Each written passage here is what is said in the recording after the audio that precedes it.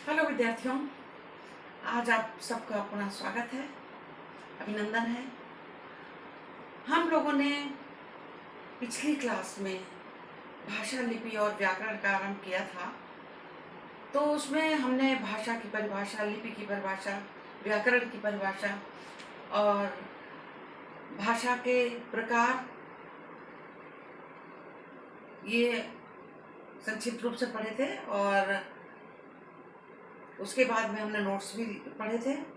लिपि लिपि किसे कहते हैं, भाषाएं और उनकी लिपियां। फिर व्याकरण व्याकरण के हमने अंग कितने प्रकार के होते हैं यही तक पढ़ा था। और उसके आगे हम लोग आज आरंभ करेंगे व्याकरण के अंग वर्ण विचार, शब्द विचार और वाक्य विचार। वर्ण विचार के अंतर्गत वर्ण की परिभाषा पहले भी पढ़ी थी, आज भी हम आपको बताएंगे। वर्ण के भेद, वर्णों की संख्या और वर्णमाला।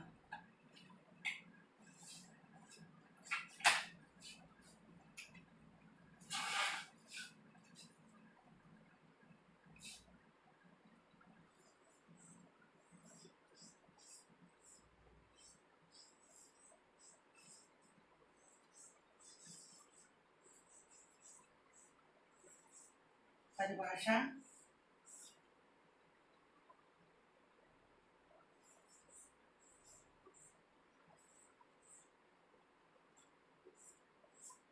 वर्णों की संख्या। वर्णों की संख्या कितनी है? 52, 52। तो कौन कौन से 52 वर्ण हैं ये अभी हम नोट्स में आपको देंगे। वर्णमाला क्या है और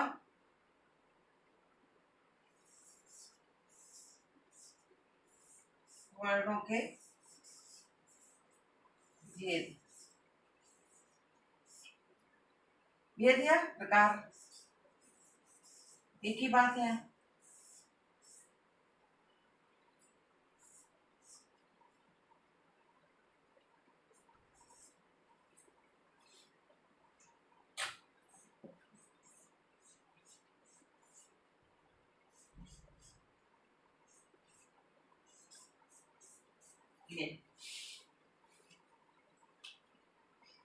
इतना इसके अंतर्गत आज हम अध्ययन करेंगे।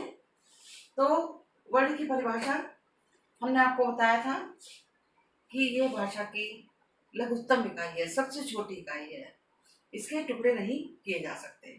फिर आया आपका वर्णों की संख्या। वर्णों की संख्या 52 माने 52 है, जो अभी हम आपको एक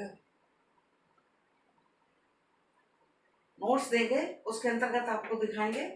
वर्णमाला, वर्णमाला किसे कहते हैं?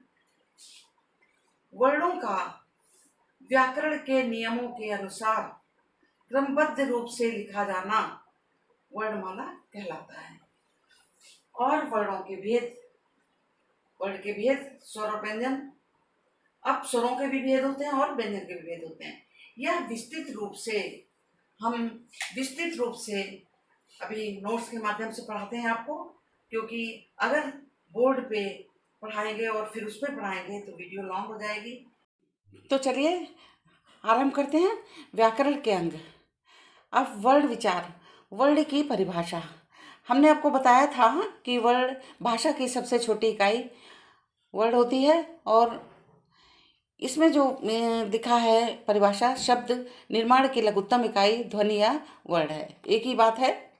वर्णमाला वर्णों की व्याकरण के नियमों के अनुसार व्यवस्थित एवं क्रमबद्ध समूह को वर्णमाला कहते हैं। कैसे व्यवस्थित समूह? व्यवस्थित और क्रमबद्ध। क्रमबद्ध इस तरह से कि जैसे हमने छोटा बड़ा, छोटी बड़ी, छोटा वो बड़ा हो, फिर उसके बाद का खा गा घा, चा छा जा जा, टाठा डाडा। तो ये हम क्या करते हैं, वर्ग लिखते हैं, का वर्ग, चा वर्ग, टा वर्ग, इस तरह से लिखते हुए चले जाते हैं।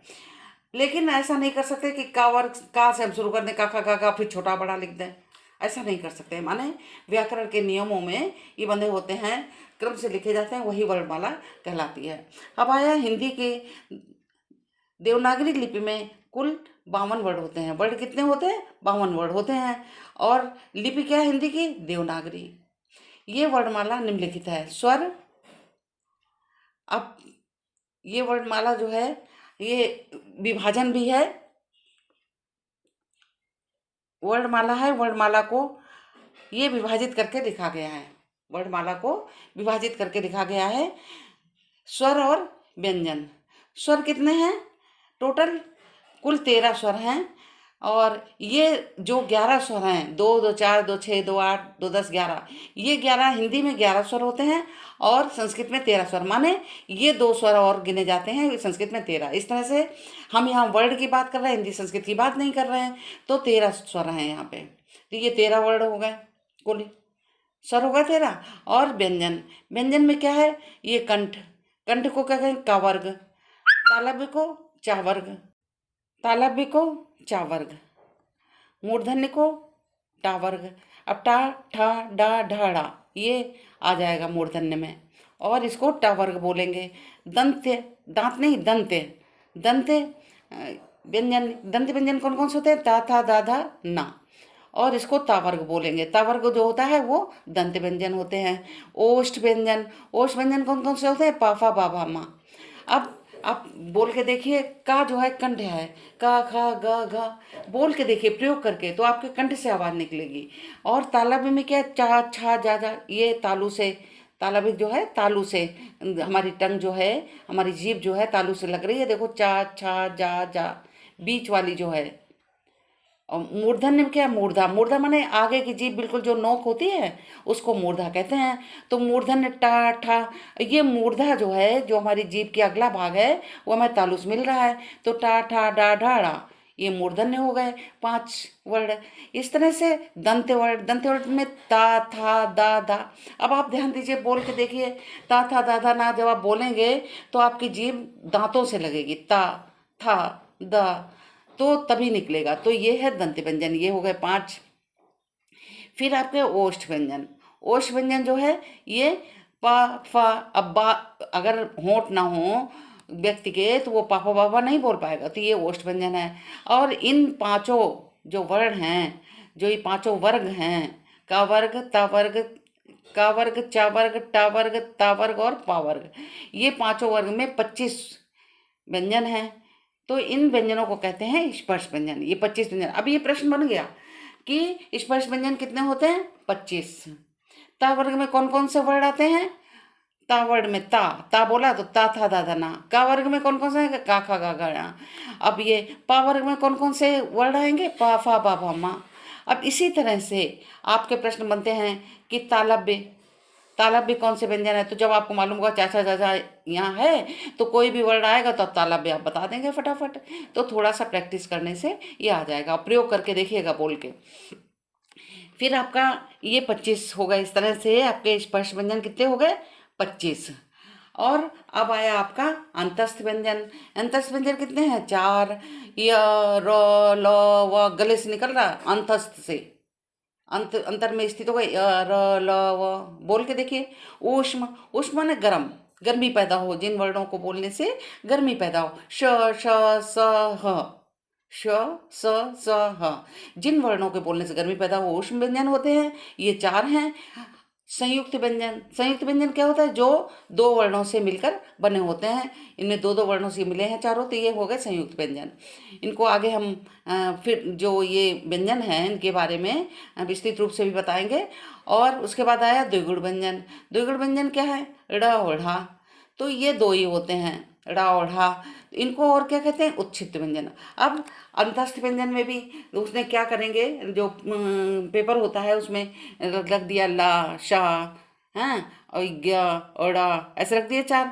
4 में से उन्होंने पूछ लिया अंतस्थ व्यंजन कौन है, तो आपको मालूम है अंतस्थ व्यंजन या रा ला वा है, तो आप या इसमें से तुरंत बता दें कि या रा ला वा अंतस्थ व्यंजन है, उसका ये है, तो ये अंतस्थ व्यंजन है। इस तरह से आपके ये प्रश्न हो गए, प्रश्न उत्तर बन गए। अब इसके प्रश्नोत्तर भी हम बना के देंगे अभी आपको, लेकिन ये अभी आपको इसी तरह से याद करना है। अपने आप से प्रश्न करते हुए आप चलेंगे तो आपको मतलब होल लाइफ, ये हमने कोई ऐसा नहीं है कि अभी रटेंगे, शुरू से ही जब से हमने पढ़े थे, जब आपको अच्छा गुरु मिल जाए तो निश्चित रूप से आपका संपूर्ण जो है व्याकरण कंठस्थ हो जाएगी बिल्कुल। तो अब ये कितने हो गए कुल वर्ड? 52 हो गए इसमें, 52।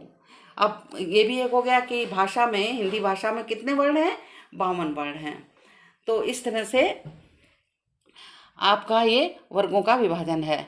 अब हम आगे जो है ये संयुक्त व्यंजन किसे कहते हैं, ये संयुक्त व्यंजन जो है इनके बारे में, और ये किससे मिलके बने हैं, ये हम आपको आगे उसमें बताएंगे वीडियो में, या हम उसमें जो शॉर्ट वीडियो होती हैं उनमें डाल देंगे। तो विद्यार्थियों, ये आपका वर्णों का वर्गीकरण, जो 52 वर्ण हैं उनका, आशा है आपको समझ में आया होगा। और समझ के